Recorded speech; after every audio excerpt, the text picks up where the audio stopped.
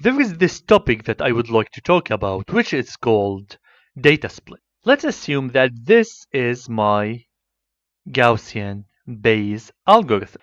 I have my inputs here, meaning all my features, and here I am also feeding my labels, and we are training it. Let's say that I have a table of features that contains from feature 1 all the way to feature 7. And then I have my label, of course, at the output here. And let's say that I have entries starting from 1 all the way to 1000. Okay? All of those are entries. If I want to really evaluate how good my model is, how can I do that if I only train those 1000 entries? I mean, assume that I gave this algorithm all the 1000 entries at the same time and I trained on them.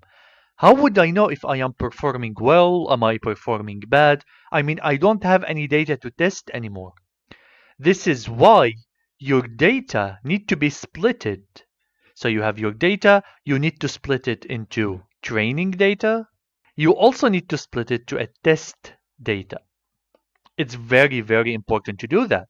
Now the percentages here, training could be around maybe 8% and testing could be around 20%, okay?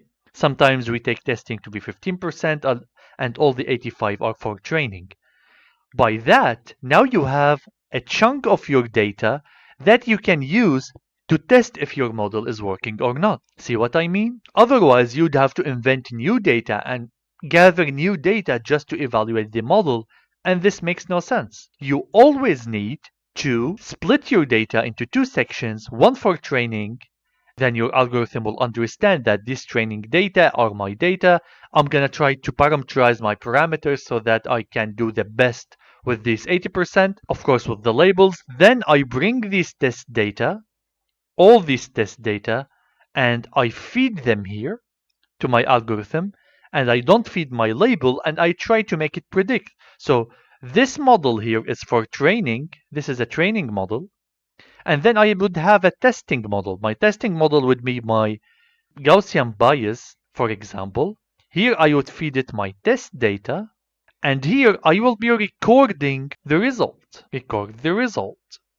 I mean, no labels anymore. I'm not going to be providing any labels. I'm just going to be seeing the results. Now, since I am recording these results and I already have the actual results, right? This is recorded results and I have the actual ones from here, because here I split my data which contains the answer.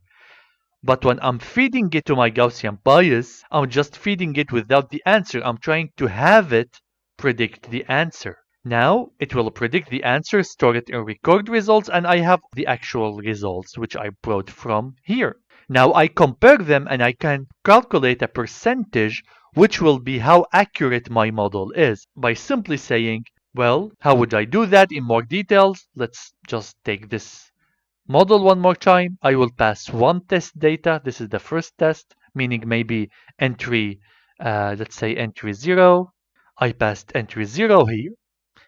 And I recorded that it predicted 1. All right. And let's say that my actual result is 0. It means that I have a false prediction here. And I'm going to record this. Then I bring my second test data.